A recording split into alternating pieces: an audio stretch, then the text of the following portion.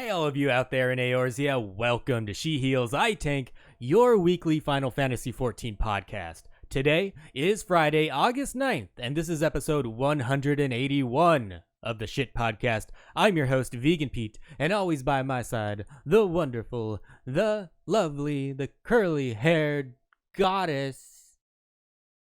Hey guys, Avi Ale here. How you doing? Threw you off with that one, didn't I? Yeah, you had no idea what to say now. No, I was like, Three compliments Who in are you one. talking to? Well, goddesses actually are kind of really mean. If the shoe fits. Oh, you took away the compliment.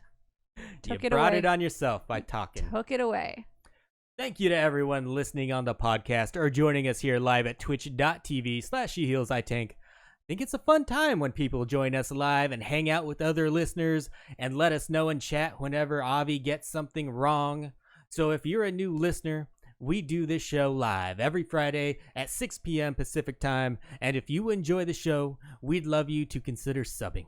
We had 3 new first-time subs last week from Trigger Happy in You, Love Truck 17, and T Can't, which was a gift from none other than Chili. 3 new shitheads dropped off at the pool, joining Taldus. That's disgusting. Joining Taldus and Kaiser Crades, both at 2 months, Agitated Salamander 3 months, JT IRL 4 months, and then both Marcus Kyler and Mocha Jones 10 at 5 months, Psyche Games for 9 months, and thank you for all those subs. Each and every dollar of that revenue goes straight back into the show. Besides the equipment that we buy and upgrade, it allows us to do giveaways every now and then. And we're going to be playing a little bit of trivia this week again. I debuted it a couple weeks ago. I still don't have a name for it. It's just Pete's Trivia at the moment. You mean you bit off of my idea and rebranded it for your own and then attached a cash value to it? So I made it better. Mm-hmm. I'm like Apple. It's not a lie. So when you hear this fate sound, that is your cue to call into our Discord, and we'll be taking the first 2 people that get in there to play the trivia game. It can happen at any time. Ooh. And what will you be playing for today? Well, none other than the Endless Summer attire that consists of Endless Summer glasses, Endless Summer top, Endless Summer bottoms, and Endless Summer sandals. This is the Moonfire Fair gear that you get from the 2018 event. It's actually some of the best bathing suit gear that you can get in game, and it's really adorable for male and females with the sunglasses that do the visor. They're the first ones to do the visor. They do the visor, and they are the sunglasses that I've been wearing this whole expansion to keep that damn light out of my eyes. That doesn't impress anyone. Oh. People want to look exactly like Vegan Pete. Did you see that raid we did? We had had like 300 people all dressed like my character. And then as soon as all 5 of them ended the raid, they immediately went back to their normal glamours. Anyways, that's not all. We're also going to throw in the splash emotes so you can be splashing people in Costa del Sol. So wait, does one person get both of these? Whoever wins gets both of them. That's pretty darn good. Because the splash emote's really fun too. Thank you for 7 months, Ace Kaneki Overlord. Every time there's like a puddle of water or like a pool or something, I immediately jump in it and then splash people near me like it feels obligated. And somehow when you get water splashed on you, it makes you darker. Well, like that's how you look wet. You look wet in game, you get darker. It looks like you have a tan when you get wet. Right. It's kind of, well, it looks like you're being like greased up with a dark oil. I don't know. Anyways, we've got a great show for you tonight. We've got the live letter to talk about. We're going to be continuing our discussion of the MSQ. But before we get to any of that, we have everyone's favorite segment. Greenleaf. Tweet of the week. No. Do you want me to do it? No, just joking. Greenleaf Minute. It's the Greenleaf Minute. First of all, and I feel like this has been happening to me more and more often, I'm going to blame it on school kicking my ass, but I need to correct an issue from last week, or issue a correction. The jobs, in referencing to the jobs that come out when you unlock them. And the jobs that come available with the newer expansions are not actually locked behind main scenario quests. In order to unlock the Heavensward and Stormblood jobs, Red Mage, Dark Knight, Astrologian, Machinist, and Samurai, you only need to have a Disciple of War or Magic to level 50 and have purchased the corresponding expansion. And for Shadowbringers, Dancer, and Gunbreaker, you need to level a Disciple of War or Magic to level 60 and have purchased the expansion. So I'm super sorry, guys. I think you have that wrong still. What? You have to do the story to unlock the Heavensward ones. No. You have to get to Ishgard. You have to get to Ishgard, but you don't have to get through the MSQ. Yeah. Yeah. Okay. But you can unlock Shadowbringers now without having leveled all the way through. Oh. Anything that unlocks in old areas, Mhm. you can unlock if you have a job to level, whatever the Right. level Well, then that's only because Dark Knight and Astrologian are in Ishgard. Yeah. But you can do Red Mage with the Stormblood one, because you get that in Ul'dah. Mm-hmm. So that's basically the only thing that's holding back Astro and Dark, is that you have to get to Ishgard to get them. So that's literally all you're referencing, is those two jobs. Yeah, but that's a big thing. I know, but I'm Because just saying it's just those two jobs. Like, I want to make a point to say it doesn't affect Red Mage, Machinist, or Samurai. It only affects Dark Knight and Astrologian. So you can level jump a Paladin to level 70 or whatever, and then you'd be able to unlock the Shadowbringers jobs. Without buying the Shadowbringers expansion? Well, I think you still need the expansion. Yeah, you need to buy the expansion. And thank you, Ian says, it's confusing as fuck. It's really confusing. And the reason we tried to talk about it was because I was trying to explain it to Pixie, and we got all confused. And I do actually want to say that I even looked at websites for today and last week to confirm it, and still didn't get full clarification. So it's not even written up very well on any websites exactly how it really works. So we need to make a John fucking Madden chart for it. I think you do, honestly. Honestly, what I looked at today was a chart, but it didn't explain. The only thing it didn't say was about having to be able to be in Ishgard to get the other ones. But I guess it's where you get them, so it's... Ugh. All right. Well, All right. that was your apology. I'd like to take this chance to apologize No, I don't feel that way. to absolutely nobody. I never feel that way. Oh, Machinist is in Ishgard as well. Thank you, Allura, for real. I actually have not played Machinist, so I did not realize that. I forgot that. I appreciate that. So another correction. God damn it. All right. So now it's time for this week's Greenleaf Minute. Feel free to email us at shehealsitank@gmail.com for everything I get incorrect. Or tweet it. Or tweet it. I was just being silly. This week's Greenleaf Minute, I actually learned just this week. I'm sure it's something that when Square Enix announced it, I was like, oh my god, that's super cool. I'm totally going to use that all the time, and then proceeded to forget about it. So, like most players, I'm assuming, I enjoy collecting minions and mounts. However, I do find it really frustrating sometimes when you aren't sure whether or not you actually own a mount or a minion, especially when you're perusing the market board and something's on sale. And that is why Square Enix added a super useful search function to your minions and mounts list. To locate this, simply open the menu, and at the top of the menu are page numbers with various minions or mounts saved. The number of pages you have depends on how many you have. Well, you go all the way to the right of those page numbers, and there's that super universal symbol, magnifying glass. Yep. I never saw it. Is? Yeah, it's a magnifying glass. Mm. You click that and the little search function opens up, and it allows you to search through all of your minions or mounts. They are separate menus to verify whether or not you actually pulled the trigger and bought yourself that adorable koala Joey. I have a feeling that a lot of you listening are laughing at me right now for having never noticed this, but you know what? From what we've learned in the past, if I didn't notice it, then that means that someone else didn't notice it, and that is why we do this lovely little segment. And it's very handy when you're looking at the market board, too, because you can have it open at the same time as you're searching. Well, I stopped purchasing minions because I was like, I don't remember if I got this one. And so I don't actually have very many minions because I just only bought the ones I like it, I think it's cute, I'll use it. And I didn't really work on collecting them anymore, which I kind of want to. I kind of want to try to catch them all. But yeah, I don't buy them off the market board. I prefer to get them the old-fashioned way, actually earn them. Well, maybe because you actually have time to sit on your ass all day when you get home and play the game. All day. When you get home from work and I'm out going to school. Well, someone made good choices in life. I know, right? All right. Thank you for that Greenleaf Minute, Avi. And now it's time for Avi's favorite segment. I want to talk over it. When you talk over it, We just have to play it again. Doesn't matter if I talk over it or not. You're going to do it again. Tweet of the week. You're going to do it again because I was talking. It's the tweet of the week. And now you're going to do it again because I wasn't talking. Don't tell me what I'm going to See, do. he was totally going to do it. You guys, only people here actually got to see his face. He was totally going to do it again. This week's tweet of the week comes from Teal Euphoria, I think is how you would pronounce that. And they say, at She Heals I Tank, no one tell at Avi Ale that whining and complaining works. Tweet of the week. And then gave us a picture of Energy Drain from the patch notes being reintroduced to the game. And normally I don't give tweet of the week to people who call for tweet of the week. Mm-hmm.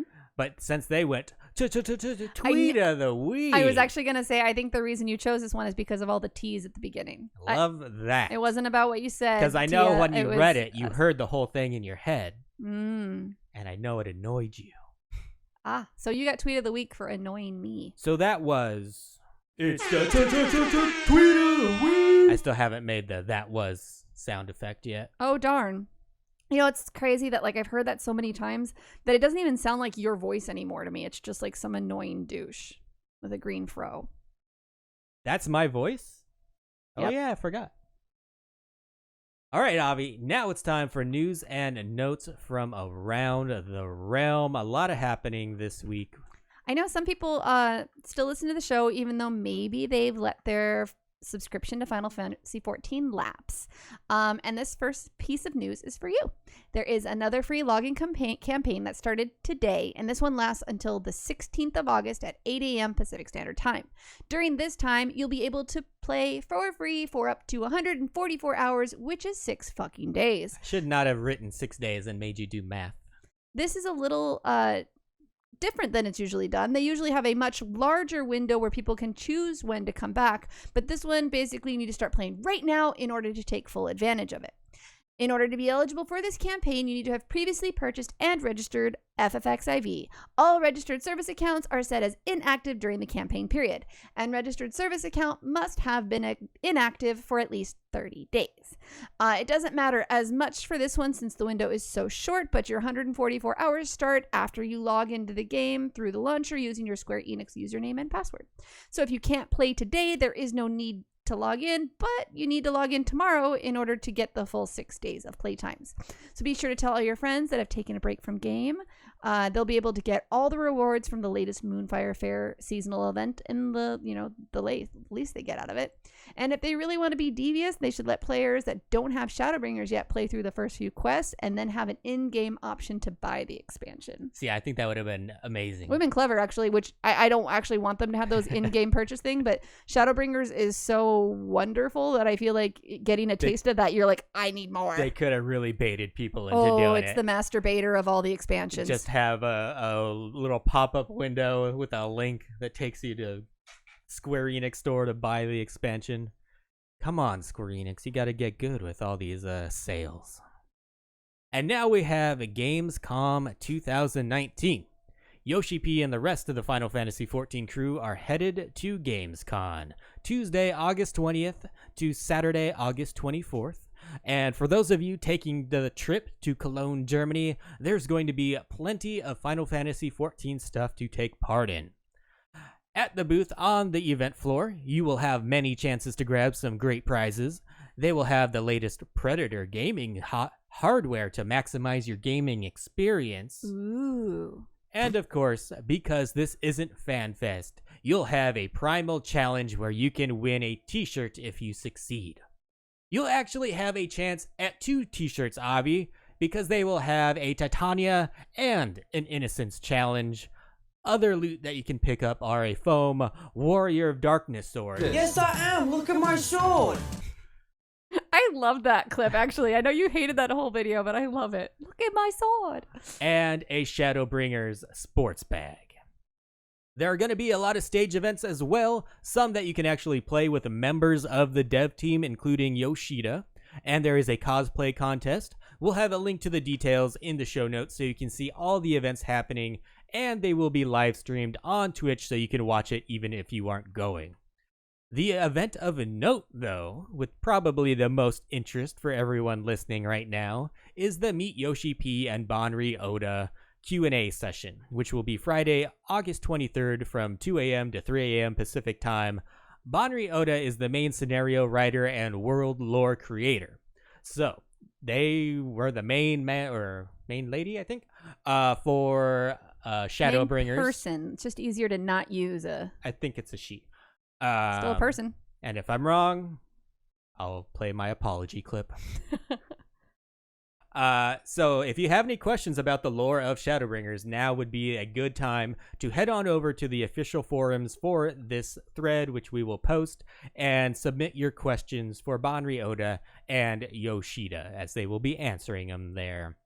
And they're also hosting a fan gathering, and we'll link to the details of that as well. Definitely seems like a worthwhile event to go to if you're able to. Too many links at once. I'm trying to do all the links, but you're like, and do this one, and do this link, and do this link. Well, while you're linking away, if you've been eyeing a single piece of the snow or lightning attire, you might want to buy that sooner than later. Because on August 27th, they will no longer sell individual pieces of it, and you'll have to buy the entire set. I actually think it's a really good idea. I think it's stupid that it's still sold individually, and they're probably doing that because they can only have so many. Because they're not limited to the number of items in the Mog store, but it is like getting a bit excessive. So it's streamlined that. Or maybe like one was outselling all the other ones, and they're like, "Oh, this is the only thing that's selling, and we're only making $5 off of it. We might as well make it a set and charge 15, Yep. or 12. Bundle that shit. Yeah. That's what my suspicion would be. Could be combo both. So the latest live letter was this week, and it featured a really long Q&A session with Yoshi P and FoxClon. Since it was all in Japanese, we have to depend on translations, and the one we're going to be using today is from GamerEscape.com, and the link for that will be available in the show notes. And we're not going to go over every question because there were over 60 of them, and we still have some MSQ to go through. So be sure to head over there if you want to read any that we didn't link. We kind of tried to find the ones that we felt we had comments about or seemed the most relevant. And I tried watching this live letter because normally they have a bunch of slides that I can follow along on, even though I can't understand what they're saying because there's no translations for these ones. Mm-hmm. They pretty much only translate the ones that take place in the US. But they had like hardly any slides at all. They had one slide at the beginning for Ninja, and then they had some slides at the end with shit they're selling. I noticed because usually when you're reading the translations, they have the slides, and I was like, why are there only like 3 slides? Okay. So we had to really depend on some translations for these questions. Mm-hmm. So usually they're pretty accurate, but you never know. They could be slightly off. First question is, Shadowbringers was incredible. I was amazed by how it answered some of the main mysteries, such as the Ascian's objective, the past Warriors of Darkness, and the Crystal Exarch. How long have you been thinking about this story? Before I go into this answer, just because I see people commenting in chat, jobs got buffs, jobs didn't get buffs. We're not going to talk about the individual jobs buffs because none of them really were jobs we play, so we didn't want to go into them. So if you want to know if your job got a buff or not, check out GamerEscape. Yeah, there was questions about Ninja, Samurai, and Summoner, and Bard. They're like the first 4 questions. So. Yeah, like it's real easy to get to, so we're not going over that. But so in regards to... all the jobs no one wants to play, am I right? How long they've been thinking about the Shadowbringers story, they respond with, thinking back to when the Warriors of Darkness first appeared back in the patch 3.x series, we didn't have any of these plans set. When we were thinking about how to wrap up the foreshadowing of the Warriors of Darkness, we decided it would involve Minfilia of the Source traveling to the First to become its savior. And from there, we decided the Warrior of Light would eventually travel to the First and came up with the proceedings, including saving the First. However, even at that point, we hadn't decided when we would do this. We wanted to mark a conclusion to the stories of Doma, Alamigo, and the Garlean Empire in patch 4.0, so we finally decided we would do this about 2 weeks after Stormblood's release. So the seed was planted really early. 3.x is a long time ago. Yeah, but it doesn't even seem like... It's not like they really had the Stormblood story. They more like had like the bullet points. Yeah, and that's kind of how writing, I guess, for games and definitely. Even TV show goes. Or books. That's how writing stories works. Have an idea, and then you break the idea. How do I get there?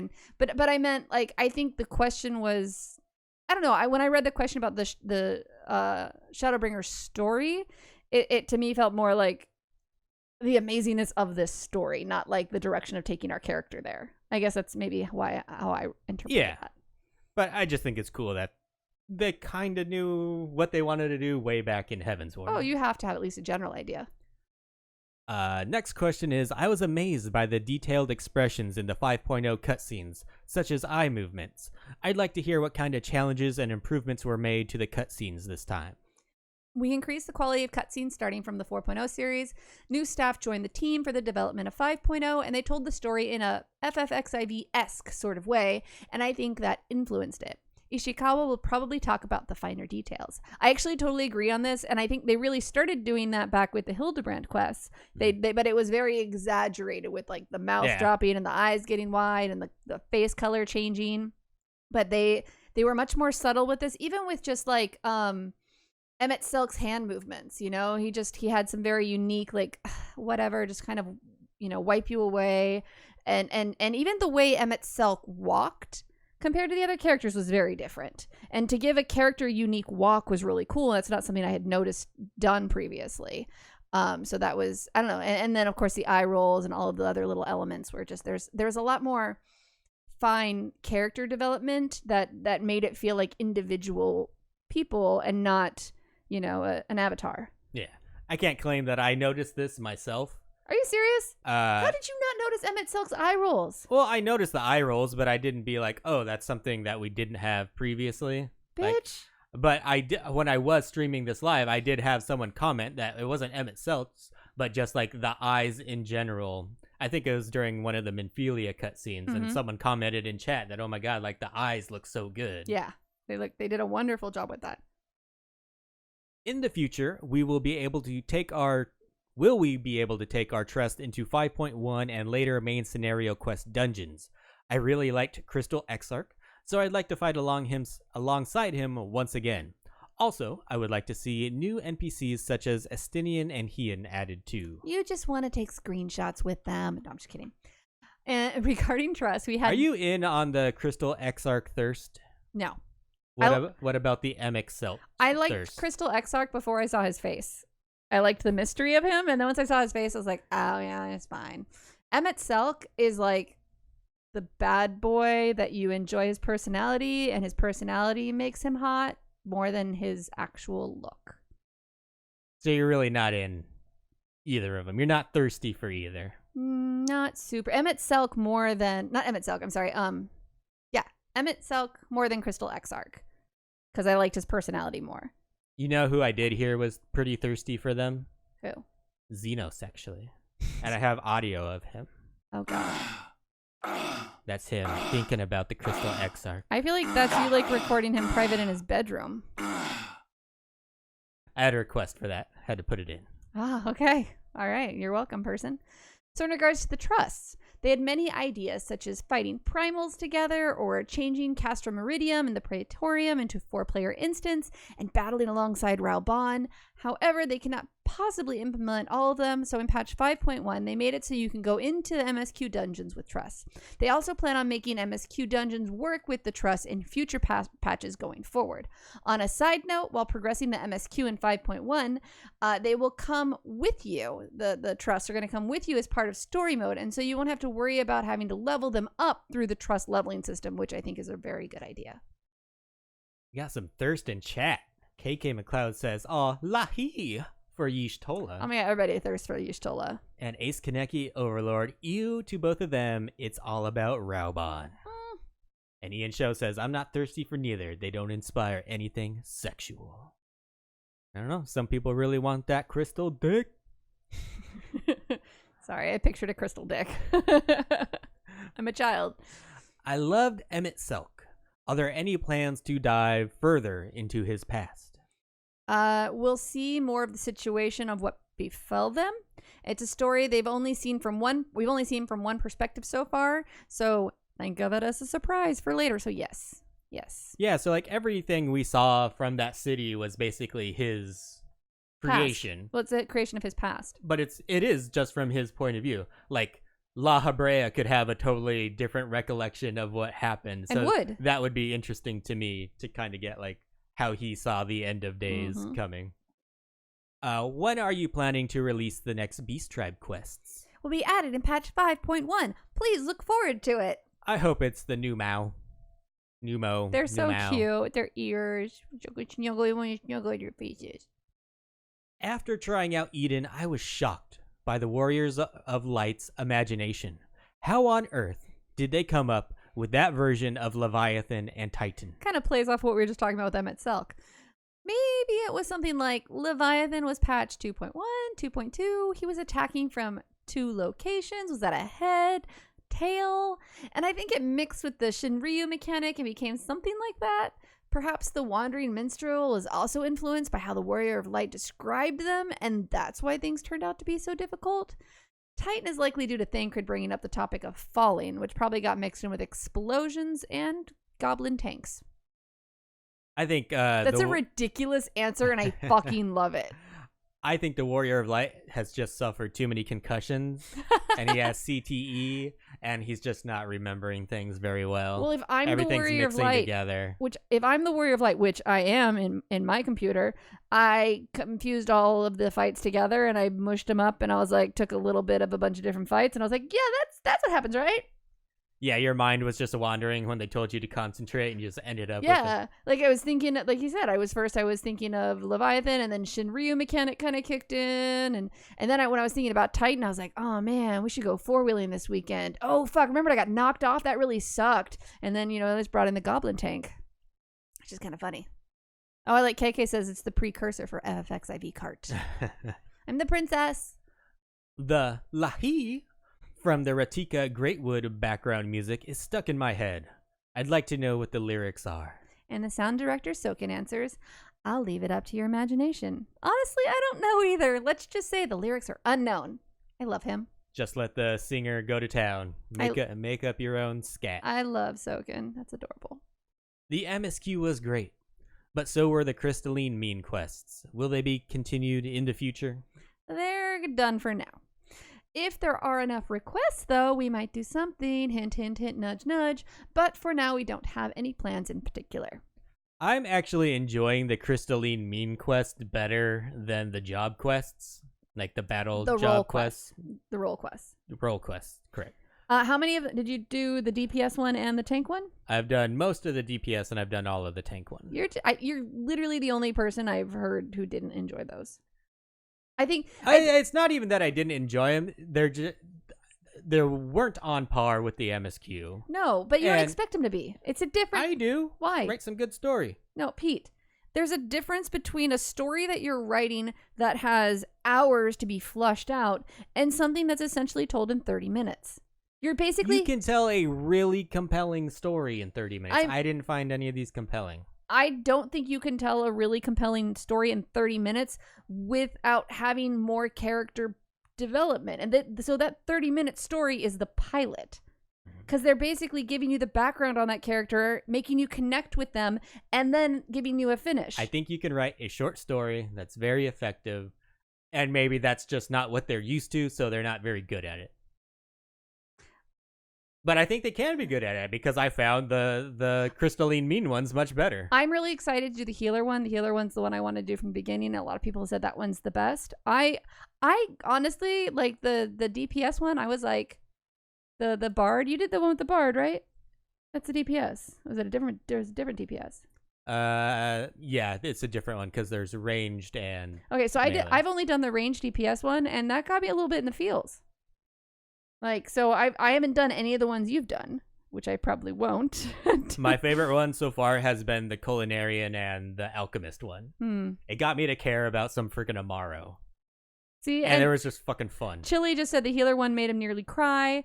The range DPS one nearly got me as well. The people are saying tank one was a bit boring. No one's really commented on the melee DPS. So maybe it's just the ones you've done and you need to do them all with your free time.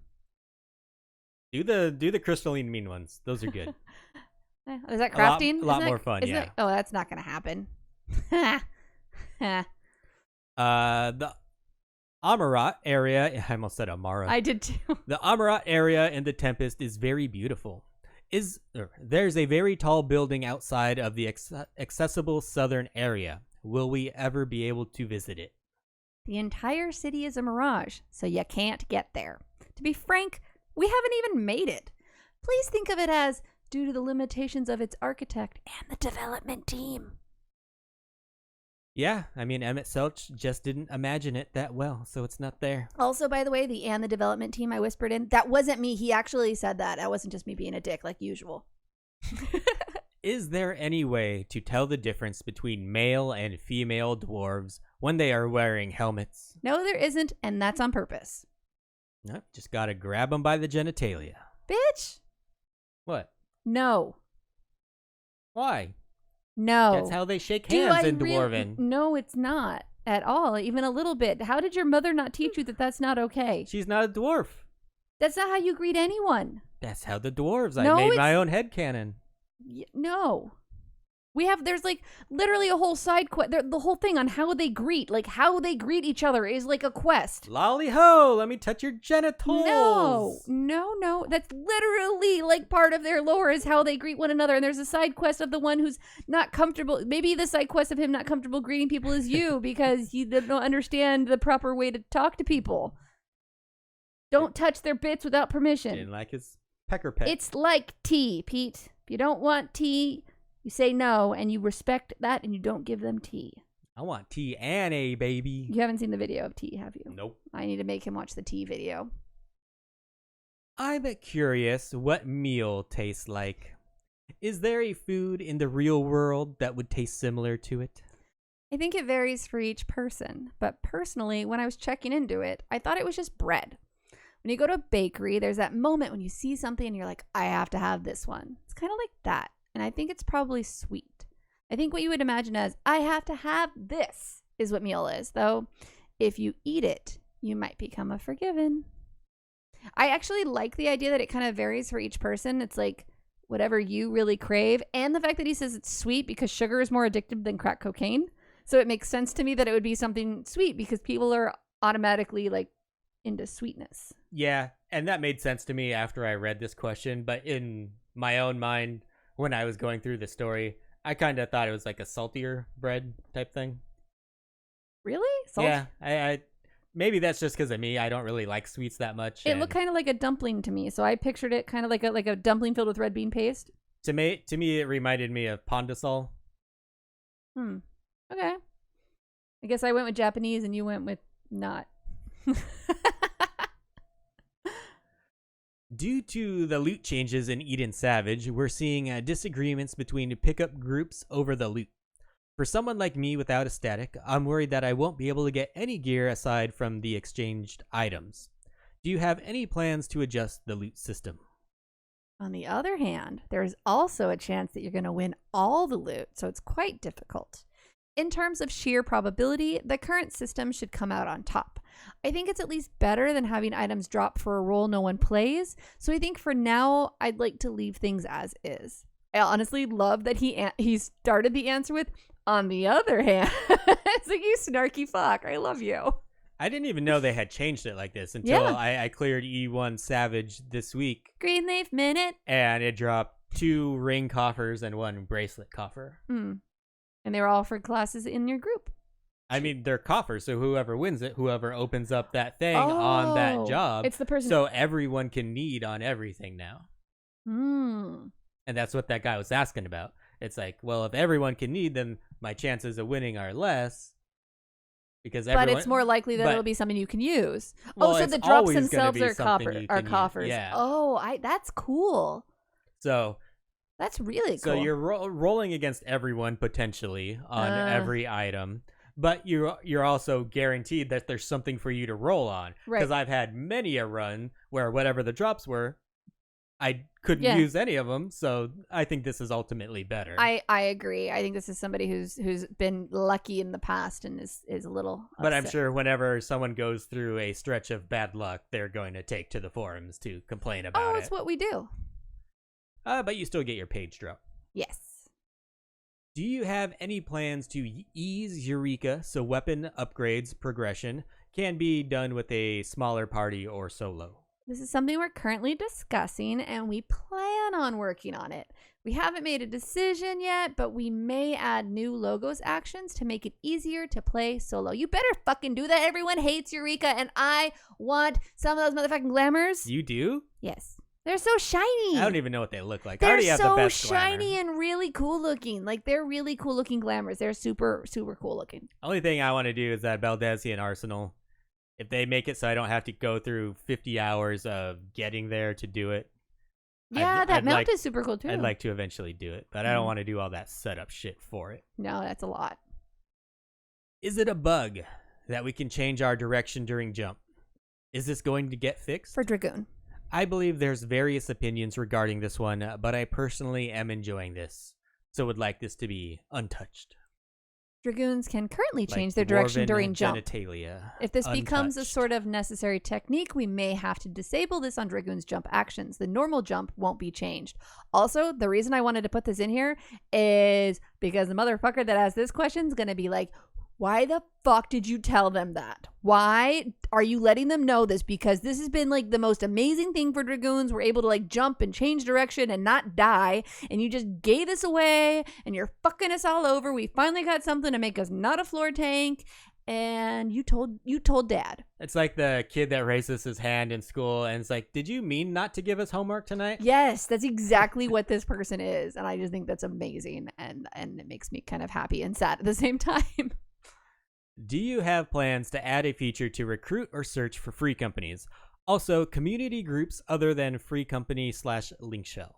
We are currently coming up with a new feature tentatively called Circles, which will be less restrictive than link shells. You can create a circle for certain activities, which you can register for, and it will send you notifications. You could also use it like some sort of customer list, and this is going to be added in patch 5.1. We are hoping to cover it in the next live letter. I'm super weary of this. I know. I don't know how it's going to work. I always hold out hope that whatever they add is going to be amazing. I always want that. But if I've learned anything from Google Circles, So are circles it the will new? be dead Are they the new Eureka? on arrival. And I don't understand. Like, I understand they need to make it easier to recruit or search for a free company. That's why I put this question in here, because people technically now go to Reddit. I think seems to be the best way to search for free companies, other than like if you're a person looking to join, other than responding to someone shouting in a zone. Which, do you really want to respond to the free company that has to shout for members? You know, I don't know. I'm not a fan of that personally. That was me when I ran a free company. Love you. Yeah, but I don't like. You can create a circle for certain activities. Like, what kind of activities are you gonna want to create a circle for? Crafting, Pete. You've always wanted your circle jerk for crafting. I know, but I just do that in the ERP Party Finder I know, section. but now you have circle for it, so it's Pull literally me off while I craft. Yes, it's literally your circle jerk of crafters. You're like, it's like your dream. Dude, you like, look, I did that. That was a really good setup for you right there. I found your thing. But in all seriousness, what do we need this for? Like, what is Circles adding that we can't? Even chat's like, Pete's circle jerk. I mean, the name Circles is going to be, people are going to make fun of that for a while now. It's kind of amazing. Because it's like hunts. Why would you need to expand on a hunt link shell? It's more like a temporary thing. Like if there's a hunt train going. But that's what the Party Finder's for. There's a hunt section. Right, but I'm saying maybe more so like there's the hunt section, and there's, instead of having an alliance, because you don't have alliances in open world so much, you'll have a circle for the current hunt train, and then it ends when the hunt train is done. Because maybe everyone might not be in the link shell to allow you all to communicate with one another. Basically a temporary link shell for whatever's going on. Yeah, that's how I interpreted it. All right, we'll see. Hopefully they didn't spend too much development time on this. My God, you're so judgy. Hell, do a podcast. I need to be. Are there any plans for a new deep dungeon in 5.x? That's a secret. Which basically means yes. Yeah, stay tuned. So I want to hear what you guys think that's in world that we've seen so far that could be the next deep dungeon. I just thought of that, so I don't even know what my guess would be. I don't want people to think about that. You know, it's not going to be that tower. That's a mirage. And let us know what you guys think the next deep dungeon's going to be. Yeah, actually, what do you think it's going to be? That's kind of interesting. All right, Pete, I put this question in for you. The beard on the hire shown in the patch notes and benchmark software is cool. Do you have any plans to give this beard as an option for players in the future? We were trying to add this as an option, but it wasn't something that could easily be done. It was something that required specifying a Hyuran male face pattern. However, it may take time, but we'd like to make it work somehow. You're getting your beard, Pete, that isn't... Oh, I am not holding out hope for this. No? This is a please look forward to it that never happens. Yeah, it's likely. But they're trying to maybe, possibly, kind of, maybe? No? Like many other games have it. I don't totally understand why they can't add it. Something weird with their old system that they've just been building off of. It'd be funny if they made beards and they just slightly floated off of everyone's face. No? Just like a 1/4 inch off it. Yeah, like because that way they didn't have to map it to the face perfectly. Amazing.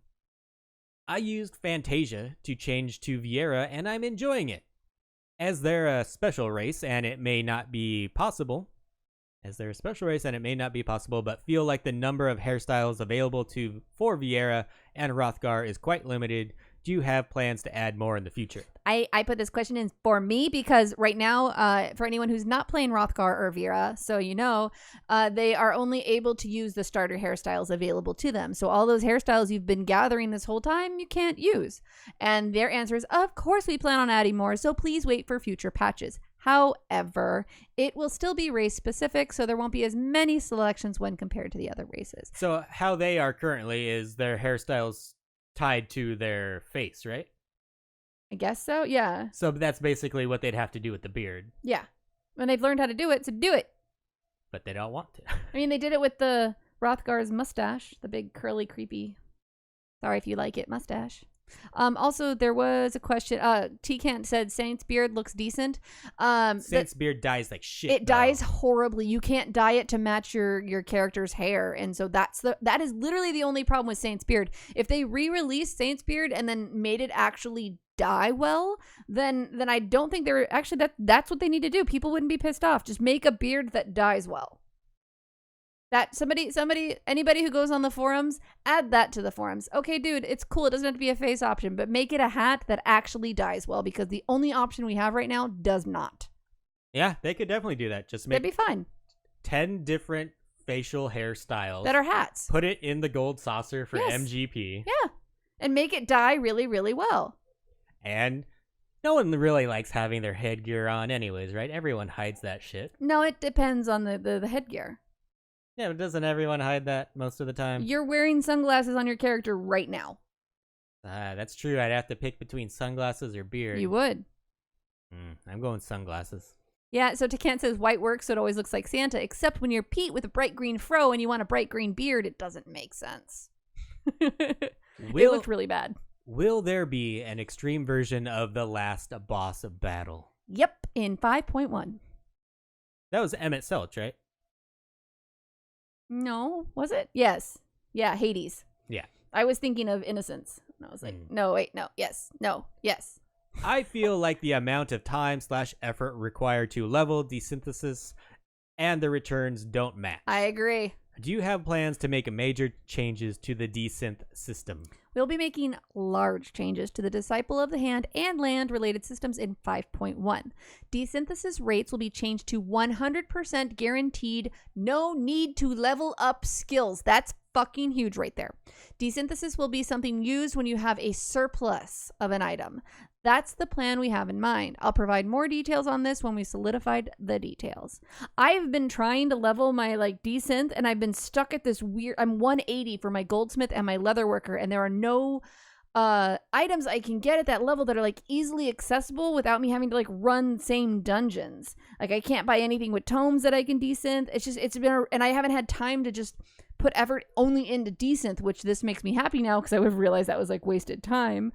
So yeah, and I like the 100% guaranteed because it's always annoying. You get to the point where you have the best gain, but you still only have a 35 or 40% chance of succeeding on it. And you just blow 2,000 poetics buying gear to try to desynth, and you just have bad luck. So just a note, KK said to use hunt seals for that part for anybody else who happens to be stuck at that point, but don't because they're going to be changing it, so it's no need to level up the skills. I do But feel like that he didn't even drop maybe 5.1, maybe 5.2, so we No. really have no idea how No, he far. did. He said in 5.1. Oh, did he? Yeah. I do think that desynthesis, I mean, when was the last time they tweaked desynthesis? Other than upping the cap, I can't remember. Right, them like they actually haven't tweaking how it works. No, they haven't changed how this works, and I can't remember the last time they would. So it's literally been something that's just been kind of left alone, set aside. I mean, I'm wondering if you have the class leveled, you'll be able to desynth it, and I think that's really cool because it's another way to make gil. Yeah, the only real time it came in handy, I think there were a couple drops that you could use for crafting. If you had a bunch of fish, there was some of the fish that you could desynth for materia. KK said it was only used for relic back in 2.1 because you needed desynthesis items. I remember that, but you could buy them on the market board, so they sold really well. I desynth goldsmith. I tend to make and leatherworker. Actually, those are the two I have. You can make decent gil selling the what are the prisms? The yellow and the pinkish red one, the little crystal looking things. You ask me for them sometimes. When News to me. God damn it, Pete. When you desynth something, you get the little crystal thing. Oh, you're talking about the battlecraft materia? Yeah. And Yeah. the yellow one that doesn't do anything, but you can sell it for 10,000. Yep. Cleared demi materia. And where are we? Next question is, as a gatherer, it's frustrating when monsters appear near gathering nodes, especially in the Ratika Greatwood where Sweet Majorum would appear. Would adjustments be possible? We will be making fundamental changes to stealth in patch 5.1, including being ignored even while mounted. Please look forward to it.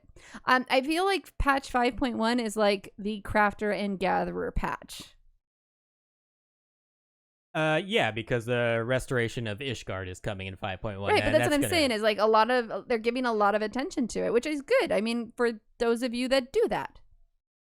And I don't really have a big problem with this. Like I didn't know if you did. I put that there because I thought you might. I never thought they needed to change this, but I will say just this week I was gathering at a time node, and I was stealth, and I was halfway through my rotation of getting a collectible, and this asshole aggro's a mob, runs over to the node, but he can't use the node because he's fighting. He has aggro, tries to run away.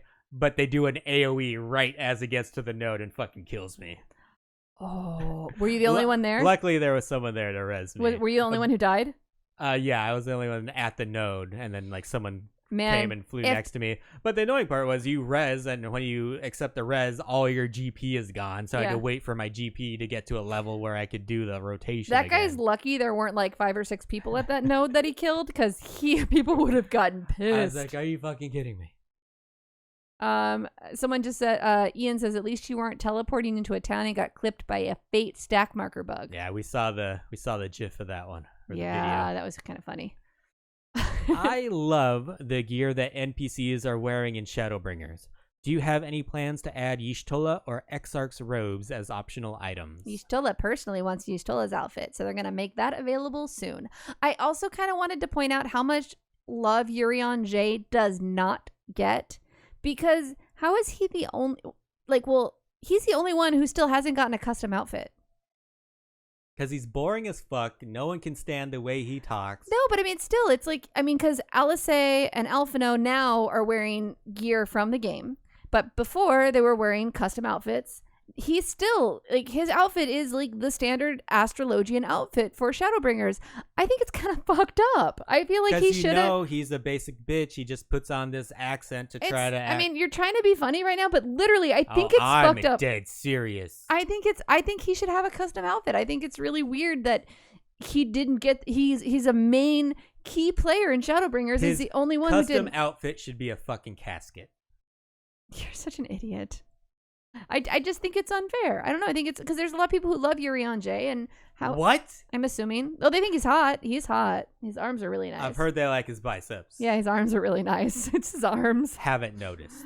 What? Maybe you should pay attention and try to model yours after it. I'd be totally okay with that. Would not complain. What dost thou think of my new duds? As long as he's 6 feet under, I'm good. Please allow us. But I do like how Yoshi's like, well, I like Y'shtola's outfit, so that's going to happen. Well, you knew that was going to happen. Y'shtola gets so much attention. So much attention. She already had a custom outfit. She gets another custom outfit. He hasn't had a custom outfit.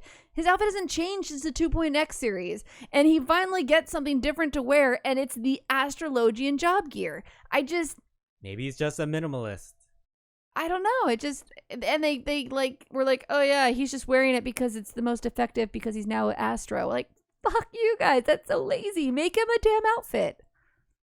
And even Yoshi P wore Thancred's outfit to FanFest, like a cosplay version of that. Like they put so much attention into this. You can just tell what characters they don't really like. That was a fan-made costume. I know.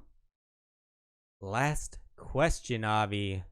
Please allow us to confirm the help text for fairy actions through the scholar actions that activate them. Thank God this is going to be implemented. I was actually just having a conversation in Discord about how annoying that is.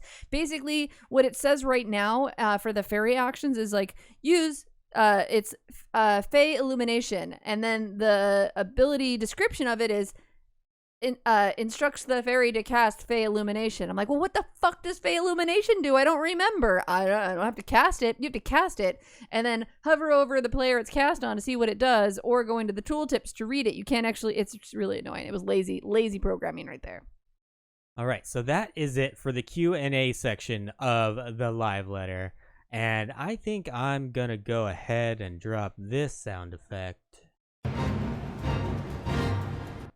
before we get to the upcoming events. So that sound effects means the next two people in to Discord will play our trivia game to win the summer attire and a splash emote. So Pete, KK actually made a comment that we're gonna have a hard time fitting the much MSQ talk in today. I'm actually okay not doing MSQ this week and bring it into next week because we're gonna run really late. It's already at an hour. Best to keep the podcast not so crazy long.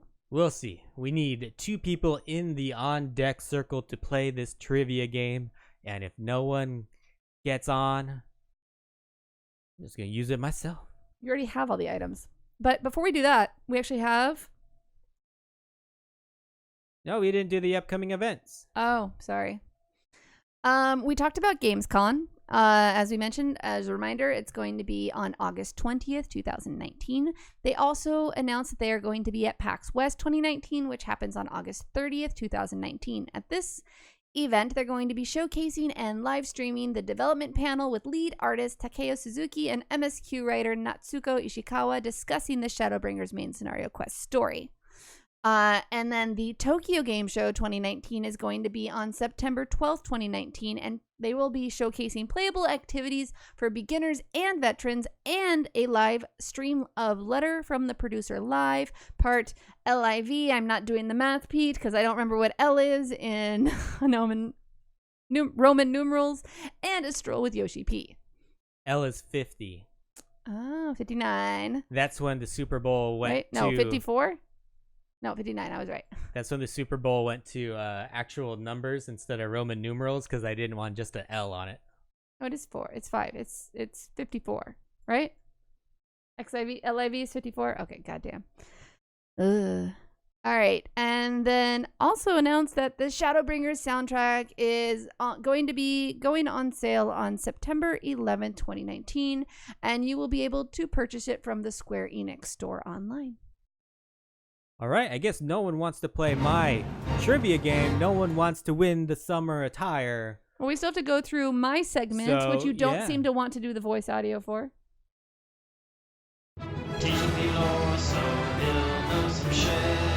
That's what I kept trying to get you to do. No, but I was trying to do my shit. My shit's more important. Obviously. I thought you'd been married for a while now. You should know this. All right.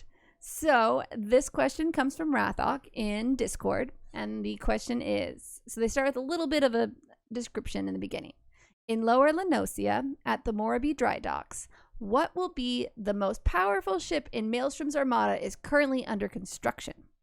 What is the name of this new vessel that you protect from a band of pirates way back in like 2.x series? A, Defiant. B, Enterprise. C, Victory, or D, salvation. Okay, Enterprise is Sid's ship. Right. So I know it's not that one. And I'm going to interrupt and say we have one person on deck, you guys. We just need one more person. Who needs the Moonfire Fair stuff from 2018? And if no one else logs on, then or gets on, I'm just gonna ask them the question, and I'll go against them. But then they get the prize. Beat the host. Yeah. I don't know the okay. questions. So Enterprise is not it. Okay. You said salvation. Defiant, victory, and salvation. Defiant, victory, and salvation. I feel like salvation is not a very piratey thing. Okay. Well, we're protecting it from pirates, but I guess, they also are. Kind of okay. ex-pirates. I was just making sure. We have victory. Ace, I'm okay if you call in while you're stuffing your face with food. Victory or defiance? Victory or defiant? Defiant. I feel like victory is just too cocky. Like if you name your ship Victory, you're a douche. I probably hate you. Do you like the Laminsons? I like the girl. What's her name? Tall bitch. Merle Webb. Merle Webb. Sorry.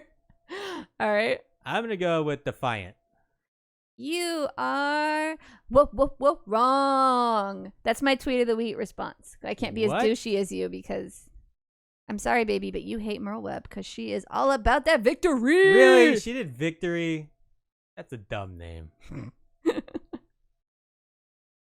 Sorry. All right. Well. Thank you, Rathok, for the question. Have you looked at my questions, Avi, for this? I haven't. Okay. So why don't you bring on our one contestant? All right.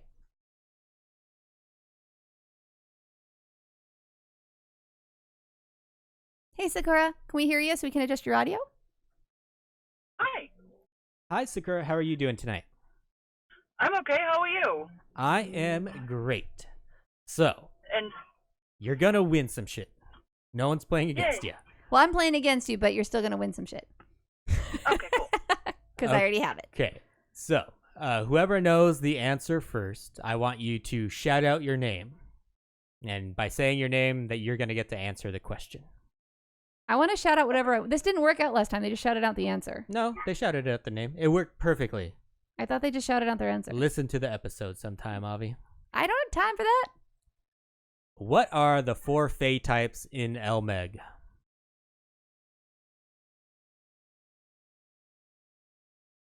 I know what they all look like. Okay, wait. 1, 2, 3. What was the fourth one? What was the fourth one? Oh my god, what was the fourth one? I literally have zero idea. Well, I'm gonna say the 3. So okay, we got the Amaro, we got the Foth, and we got the Pixies. Oh. What? What do they look like? Maybe this should be a group effort. What do they look if you like? guys can get the Give me a answers hint. combined.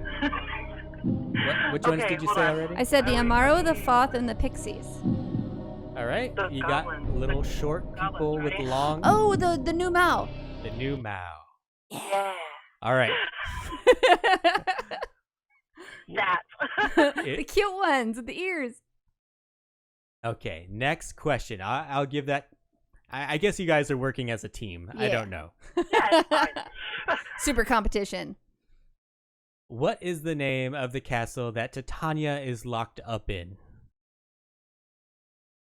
I have no fucking idea. It's in the middle of Ilmeg, I know It that. has big shiny pixie wings. In the middle of Ilmeg is close enough, I guess. You know the zone. It is Lita Loran. Oh, okay. Look, I'm trying my hardest, I promise. I am too. Who becomes Titania after we defeat the Titania Light Warden? I know this one. Oh, Sakura. I know it. Okay, what do you got, Sakura? It's Valtteri, isn't it? What? No. Valtteri's the big fat guy. What? Oh, crap. Who becomes Titania? Who becomes Titania? Oh. She's got the Scottish accent. She's our retainer.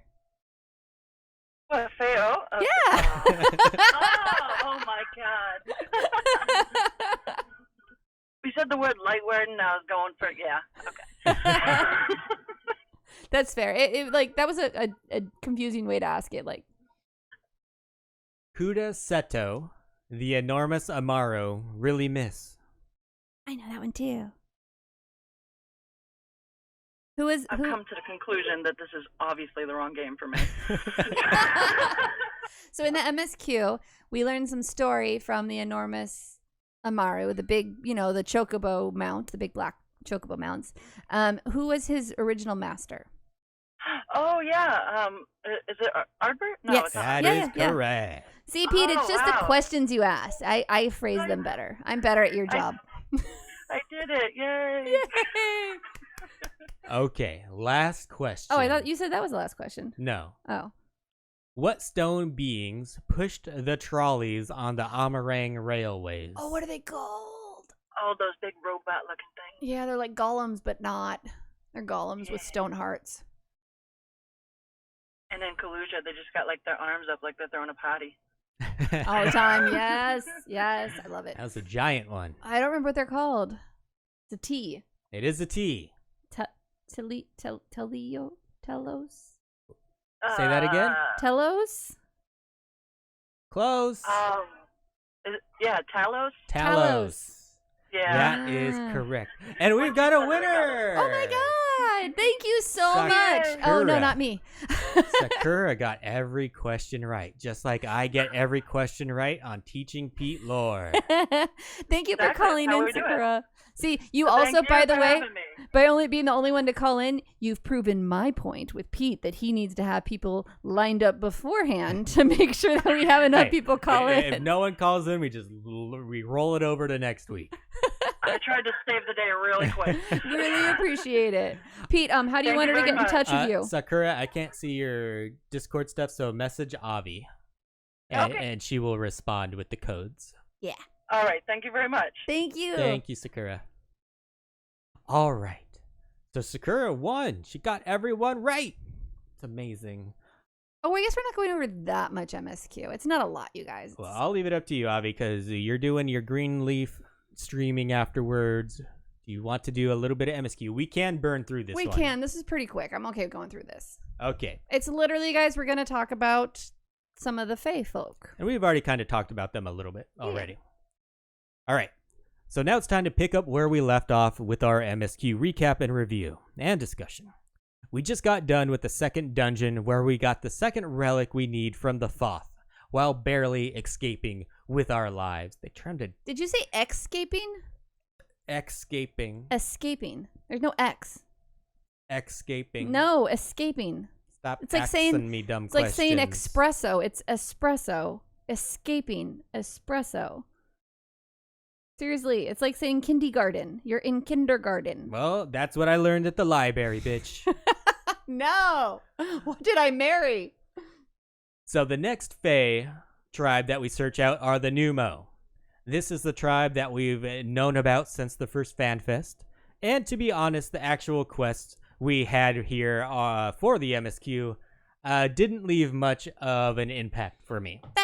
Fetching quest. Fetching quest. This was actually the first time of the expansion that I felt it was lacking in some substance and was mostly just filler. It was the fetching quest time. Remember, guys, you are playing an MMO. Time to fetch some shit that the Warrior of Light should not be doing. And it wasn't even just fetching, but it was just like talking to people to learn about them and gain their trust. Like Every time. some of the stuff we learned was kind of neat. But It did lead to some cool stuff, but it was like, oh, you don't trust me. Let's make you trust me. How do I do that? By talking to people in your community. How do I do that? By fetching shit for them. And even though I say that, it's not to say that I didn't like the Nu Mou. I actually like them a lot. Is it Nu Mo or Nu Mao? Either way, it's like I wanna know. espresso. I actually like them a lot. Bitch. And still have many side quests left that I'm excited to do. The thing about the Nu Mou is that it did leave, the thing that they did leave an impact on me is that they love humans or mortals or the Most race, of the Fae folk do. race of man. Yeah, but like The The Pixies love fucking with us. Pixies really love man, but they really love fucking with us. That's still good. They're still like, oh my god, come and play. We want to fuck you up and make you bushes. The Foth are like, we love you so much, we're gonna kill you so you can become one of us. Yep. But the Nu Mou are just like, oh my god, I love you so much. Buy my shit. Not even that. They're like a kid that you just gave their first pet and they want to hug it so hard that they squeeze it to death. I like thinking of them that way. That's way like, better than I was like, I'm so excited that the fucking humans are here. I got a puppy. And yeah, they just love helping the race of man and cannot resist helping when asked. Urianger knows this and uses it to our advantage to get them. So Pete, do you think that perhaps your tank role quest made you love the Nu Mou a little bit more? No. Oh, damn. I was trying. KK commented in chat and I was trying to like take you back to role quests and find something positive. Not much. Not much, but that's still some. The Nu Mou didn't want to give us... You keep changing how you pronounce it. Pick one. I'll do whatever the fuck I want. Oh, we know. The Nu Mou, also related to the Nu Mou, I don't know. don't want to give us the relic right away, though. Unlike the Pixies and the Foth, who really didn't care if we die or not, the Nu Mou... Well, if you die, you become a Foth. Don't want to send us to our death. So they didn't want to give it to us right away. The quests we do there pretty much just have us go and get to know the residents there, and after helping them enough, they eventually agree to give us the relic to give us a chance to beat the Light Warden, even though they didn't really seem like they have much faith in us to do it. Well, they also like love us so much they don't want us to die. Yeah. And from our time doing some of the quests, we find out that the Nu Mou have a code of honor that dictates that the payment must precisely fit the service, be it an item or a task. They ask and give for no more or less than what is requested. And the Nu Mou, who have turned their back on their people's way, live a life of like being a nuisance. Like they steal from other Nu Mou. They live in that cave called the Father Collard's Chambers. Because we had one quest over there. We had to go like get some shit back that they stole. I don't remember that they robbed other Nu Mou. They stole some shit from one of the Nu Mou we talked to, and we had to go retrieve it for them. We had to go fetch it. So once you finish helping the Nu Mou, then you're going to head on to the next relic you need to gather, which the Amaro have. If you don't remember who the Amaro are, they are the equivalent of the chocobos on the first, and they're the black-winged bird-like creatures. So you head over to their area and you find the enormous Amaro lying on a gigantic nest and start talking to him. As always, at first, he also does not want to help you for his own personal reasons. So we decide to talk to the other Amaro so we can prove that they need to work with us. So we do a bunch of fetch quests, learn more about the Amaro. Mainly you learn that some of them actually gain the ability to speak due to the gift of intelligence bestowed upon them by the Mage of Ronka.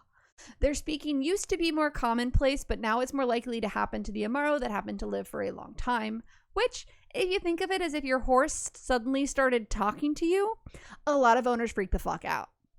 So anyways, because of these unaccepting, freaked out people, the Amaro joined this sort of safe house community that they formed where they could all sort of be there for one another and live in peace. But they still love mankind as well. Which is why they don't want to give us the relic, because they also don't want us to die. And the Amaro are considered Fae. Yes. But they don't really have magic in the way that the other Fae tribes have. No, it's just that they can but talk. They do have the ability They're to talk. talking animals. That's their magic. They're talking animals. So you find out that the enormous Amaro's name is Seto, and through some pretty adorable fetch quests, you discover that he was Ardbert's mount, as well as the fact that he truly loved and appreciated Ardbert and felt that they really were like a true team together. He had lost a medallion that Ardbert had given him, and the fact that Ardbert like witnesses the entire interaction. Ardbert was creeping on us again. It wasn't creeping. It was like he talks about the medallion that his owner gave him and that it was Ardbert. And it's not only that, Seto is speaking so highly of Ardbert, and he's honestly the first creature, the only being in the world that has spoken positively about Ardbert. It was really touching. It's like the whole reason to do the Amaro is for this interaction, because mankind has treated Ardbert's memory horribly. They view him as a villain, and Amaro's like, he's not that. He is not any of those things. These people don't understand how incredible he is, what he did, why he did it, and honestly, how horrible they felt and treated him is why I left and I live here now. And then he comments that we, the Warrior of Light, remind him of Ardbert, and that the Amaro actually have the ability to perceive souls, and that's how they're able to recognize their masters. He says that he can actually see our soul, and that it has is strikingly reminiscent of Ardbert's. But he also says that we are still ourself, no one else. We're not Ardbert. We're obviously our own individual being. And simply that he feels the similarity, and it's more than a coincidence, which is also why he decides that we are deserving of the relic. And the relics are needed to access the castle to get to Titania to fight her. I really like this part with the Amaro, even though there were a decent amount of fetch quests with this as well. It's really weird because this was actually my favorite zone of It was so the pretty. expansion, and I loved learning things about the Fae tribes, even though like the actual MSQ part of it wasn't that engaging for me. Well, it's the kind of side, hard. The side stuff was good. So, Pete, we talked about 2 relics. Did we talk about the other relics last week? The Okay. Pixies gave us one of the relics at the beginning, first, that's and right, then and we then got the the dungeon. second relic from the dungeon. Okay, I did want to kind of recap because I was like, wait, we just talked about 2 and we needed 4 in order to unlock Titania. Honestly, you guys, it doesn't matter what the relics were. They were relics. Yeah, it was like a crown, a scepter, shoes, and Like fairy tale things. a dildo. Now with the 4th relic in hand, we're ready to unlock Lita Loran and face off against the Light Warden of Ilmeg, Titania. So Titania is a title for the King of the Pixies, not a name of a single pixie. And I like that the pixies seem to like not have sex. Like not having sex, but there are no sexes. So the king the king is Titania. She is, well, she's wearing a dress. She has a female exterior, but she's the king. So it's like, you can assume it's a female because it's wearing a dress, but it's the pixie, in my opinion, are more of a they. And so king is just the title they associate with Titania, and I think that's really cool. Yeah, like the dwarves, you can't really distinguish their gender. Well, no, it's not even, so the dwarves have different genders. I personally don't think the pixie do. I think they do. Really? Mm-hmm. You saw boy and girl pixies? No, I can't tell them the difference, but I think there are. I don't think there are. Pixies are created for, they're like children's souls. They're made from children's souls. They don't like make more pixies. There's no reproduction system, so there is no sex needed. Like, it's a bad life. I don't mean that sex. I mean like male female sex. So I think they just are they. Pixies are they. I like that. Well, I don't want to think of them the hopefully other way. someone much smarter than us will write in and inform us. I love that there is a they beast tribe in the game. I think it's incredible. Titania was sealed in there because when they fought and killed the previous Light Warden, their release of light caused them to transform into a new Light Warden. Mm-hmm. So this fight is called the Dancing Plague, and they borrow heavily from Shakespeare for this fight. The name Titania is from A Midsummer Night's Dream and was queen of the fairies in that play. It's a king. Bitch. There is an ability used by Titania called Midsummer Night's Dream. Oh, I didn't notice that. That's really cool. And in the ad phase of this fight, the ads are called Peas Blossom and Mustard Seed, which were the fairies in Titania's court into play. And the third ad is named Puck, which was a bad fairy in the play, like more of an antagonist. Oh, Puck is a notorious antagonist. Even people who aren't familiar with Midsummer Night's Dream, Puck has been a character that's appeared in multiple stories. And if you watch any fantasy stuff, you'll have seen a Puck at some point. Buffy, the movie. I thought this was a fun fight, and I think it had a decent amount of mechanics for a normal mode fight. There are puddles you need to make sure you stood in, a well-tuned DPS check, ad phase, group stacks, having to be aware of where the roots are going because the roots bind you where you are. This is actually still a fight normal mode that pickup groups will wipe on the ad phase usually. Tank busters as well. There's a lot going on. I had fun with this the first time I did it, and have enjoyed the extreme versions as well. I want to do the extreme versions. Well. You keep wanting me like do this. I'm like, but my scholar's not 80 yet. So after we defeat Titania, we absorb all the light again so it doesn't turn anyone into a new Light Warden. There always needs to be a Titania or King of the Pixies. Of course. We see the 4 relics floating in the air, and normally it should... Well, and obviously we kill Titania and we absorb the light, which is why... I just said. I didn't hear you say we absorb I the just light. said we absorb the light again, so it doesn't turn anyone to new Light Warden. I wasn't... Keep up. Okay. Normally it should be us that becomes King of the Pixies because we killed the King of the Pixies. But if you become the King of the Pixies, you kind of can't be anything else. Yeah, you become immortal, and that's your job now. You are a Fae.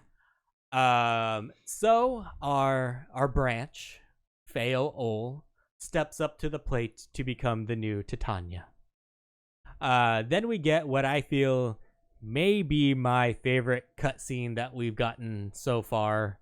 Oh. And yeah, it's definitely the best cutscene we got so far, and might be my favorite one for the whole expansion. Seriously, because mine was actually as trippy and disgusting as it was. My favorite cutscene was when Tesleen transforms. That was good, and it was impactful. Yeah. That was an impactful moment. I think this whole cutscene together, I liked more. All right. I want to know what it is. I haven't read. You don't remember? No, I haven't read ahead. But we cut to a scene of the Omoran army led by Ranjit coming to Ilmeg and walking through the Pixie town. This is just before we kill the Light Warden. The Pixies are invisible to them and are taunting them until Ranjit is able to pick one out of midair and bring that mischief to a halt. And he starts to squeeze this pixie. Oh, see, I didn't love this cutscene. Okay, continue. And then Minfilia, Alphino, and Urion J are invisible in the background, just watching everything happen. But we know from previous cutscenes that Ranjit knows they're there. We don't know. We know he knows. Suspect, we know. But on this one, we don't feel like he saw us. I do. Saw them. I did. I was like, bitch knows you're there. And so he's continually putting the squeeze onto this pixie, and they are not having any of it. They're like, and I appreciate the pronoun use. Are about to die. So that's when Minfilia, Alphino, Urion J get rid of their invisibility enchantment and start coming out to... You didn't know we were here. To talk to Ranjit. And as they're having words, the good twin, Alice, comes and attacks out of nowhere. And it's pretty cool. She gets the jump on him, but he's so fast and so agile that he avoids her attack. But while he's avoiding that, we have Thancred jumping from somewhere high up out of nowhere. I'm not sure what he jumped from. But he comes and he has a two-handed gunblade attack raining down on Ranjit. But Ranjit's able to catch that shit with his 2 hands. But since he had to use 2 hands, he had to let the pixie go. So that pixie does survive, in case anyone was wondering. They weren't going to kill a pixie. I don't know. At this point of the story, we've had some people die. That's true. True. How bad would it have been if he just squeezed that pixie so hard the head popped off and just threw that body down? That would not have happened, but killing a pixie is kind of like killing a child. Pete, also, jump or you're going to get disconnected from the game. I just did that 3 minutes ago. Okay. All right, you interrupt me and now you're not going to talk? Oh, I didn't want to take away your thunder. So there's some back and forth talking when all of a sudden the light in the area is replaced with the darkness. And we now know that the Light Warden has been defeated. One of the Ulmoran commanders of the army is giving instructions to his soldiers, but he isn't getting a response. Oh no! He turns around to see that the pixies have started turning soldiers into topiaries. I don't remember the exact name of what they are, but they're just fucking plants. So now. Alice in Wonderland, creepy. I love creepy. Then some soldiers step into water that wasn't there before, and the Thoth pull them into the great deep below. The Nu Mou aren't going to be left out of this fun, and they're using their magic they have to suspend soldiers dangling in the air. I would love to have seen them start whapping them with their big ass ears. They were kind of knocking them into each other, I think. Yeah.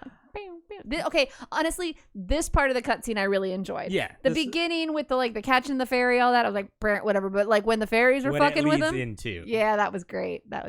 Then, coming in hot, we have us on the back of Seto, big ass Amaro, accompanied by none other than the King of the Pixies, the new King of the Pixies, Titania, aka Fayo Ol, our branch. And although Ranjit has seemed pretty damn powerful up to this point, he's not looking to take on these odds. Some pretty powerful odds. And turns tail to get the hell out of Ilmeg. I absolutely love the whimsy and the wackiness of this cutscene. I love this cutscene like the Nu Mou loved us. You're a dork. It's a lot. I just wanted to squeeze this cutscene to death. They don't want to kill us. They want to hug us and squeeze us and love us. Okay, now it's time for the community roundup, partner. And I don't even know what to call the site because it's in Japanese and the Google Translate didn't translate the name of the page. But so we're just going to post the link into the show notes. It's a very useful link. Yeah, but this link I'll be posting will take you to a page that has all the new treasure map locations, because I'm sure all of us have had a map or two that for some reason we just can't find.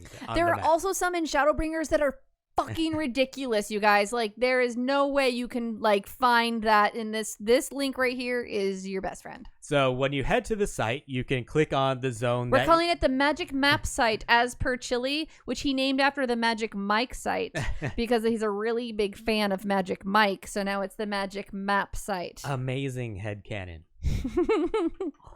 So yeah, once you go to the site, you can click on the zone that your map is in, and then there's going to be all these. You know, when you open up a treasure map, you get that little piece of a map that you need to find. There's going to be a bunch of those because there's many of those that you can get. All you do is match up your little map with their little map, and then there's going to be a letter on it. So if it's B, you look at the big overworld map and look for where B is, and then you just head to that part of the map. Super easy. It's very clean, very easy to figure out. Super clean, super easy, just how I like my women. Why did you marry me? Yeah, you are kind of dirty. I knew you were going to say that. Now we're on to listener reaction. This first tweet is from @Alicia and said, replying to She Heals I Tank, says, I listen to you guys while I work, so I can't wait to hear the most recent podcast since the patch notes. Hard to save it for work, but it really helps the time pass by. Keep it up. 100. I wasn't going to read the emotes. Who reads the emotes? How old are you? Keeping it up 100. Smiley face 100 if you want to do that. Keeping it 100. It's actually probably like excited face 100. Edge Odin Blast says, I'm downloading right now. Gotta get my weekly Final Fantasy XIV updates and discussions. If you enjoy the game, the @SheHealsITank podcast is a must. And if you're in the US or can meet their time, catch it live on their Twitch 10 out of 10. Oh. Or 10 by 10. 100. Okay. Okay. @Omega Rays says, @SheHealsITank. The time thing I think will come back later. Patch 5.4 will head back to the source and all familiar NPCs will be dead and gone. That's for you, Pete. All right, I need to bookmark this to see if it ever comes back at all. And then @HyperPixieGames tweeted, when your best friend is way taller than you, @AviAle, @SheHealsITank, #FFXIV. It was a picture of my female Viera, who is actually not that tall, and her Mikote, who is really short. And I'm actually standing further forward in the picture, and it makes me really uncomfortable how tall the Viera is in contrast to the Mikote. It looks weird. Tall bitch like Merweb. I'm a super tall bitch. And finally, we have @Rathok, who says, pass the party on this evening over to She Heals I Tank for some Final Fantasy XIV dungeoning. Have a great Thursday, y'all. Thank you so much for that support, Rathok. And everyone, make sure you go follow @Rath, WRATHOC. And thank you for the Twitch raid, the Rathok. That's what they were referring to. So you know when they go live on Twitch as well. All right, Avi, we burned through that part of the MSQ. Take us out. I know. That was a pretty good timed podcast. So on that note, that is going to be it for this episode. As always, we've enjoyed hanging out with all of you live here on Twitch. Thank you so much for spending your time with us. Be sure to hit that follow button so you know the next time we will be going live. And a great big thank you to everyone listening to the podcast through iTunes, Stitcher, Podbean, or the new app that came out yesterday and I don't give a fuck about.